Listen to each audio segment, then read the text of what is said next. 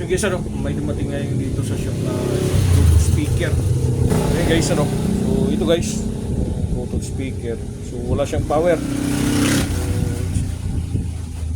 So ito yung naging problema guys, itong IC nya. So kung mapapansin nyo, so pumutok na siya. So tanggalin lang natin yan guys para palitan natin. At the same time makuha natin kung ano yung number nya. Kunin lang natin ito.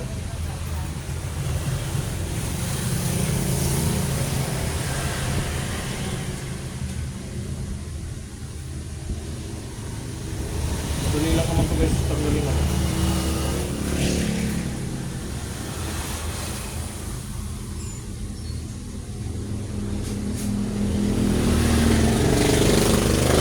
Mapaalam naman ito.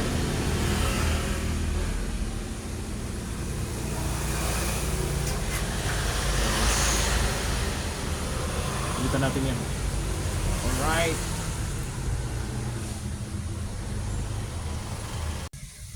So mga guys, ano, may dumating nga dito na plancha. So naging problema po siya na. So napakadelikado nito guys siya sa bahay, no. So ito, kung makikita nyo yung wire nito, so nagkadikit na siya. So ang sabi nung may-ari nito, umiinit daw, pero napakadelikado, masusunog na to. So nagdikit na yung kanyang wire. Ayan siya, oh. Nagkadikit na siya. So pag hinila mo sa mula dito sa pinakadulo niya hanggang dito sa kuha niya, so pare-parehas na, ano na, lumutong na siya guys. So ano niyo yung mga halimbawa kagaya nitong plancha, pag nakita niyo na medyo mainit tong wire niya, so huwag niyo nang gamitin kasi delikado to. Hindi lang to makakakuryente, makakasunog pa to. Yan siya. So nagano na siya, nagdidikit na siya hanggang dito sa kuha, no. Ano na siya, oh. Ganun mo, para nang babulgam yung kuwan, yung balat, melt na, you know. Alright.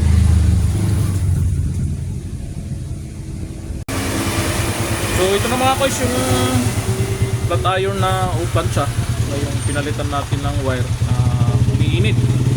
So paminsan-minsan mga guys, titignan niya yung mga wire ninyo sa mga appliances ninyo para hindi mag-cause ng sunog, kasi ito nagkadikit na yung ano, natunaw na yung kanyang plastic. So ngayon ang nangyari, nag-short na siya, so umiinit na itong wire.